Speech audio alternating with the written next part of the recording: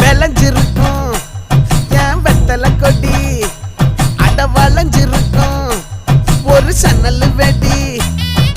தோட்டா ஒரு கண்ணால தொலைஞ்ச ஒரு பொண்ணால வாக்கா இந்த வம்பால வல விரிச்சிட வந்தாளே பார்த்து வளைச்ச தேக்கு ஓம் பட்ட உடம்பு சோக்கு என்ன குத்தும் குறும்பு மூக்கு கொஞ்சம் ஓய்வை கொடுத்து தாக்கு என்னடி சித்திரமே இங்க நீ பத்திரமே சொல்லுடி கட்டளை எத்தனை நான் செய்வேன்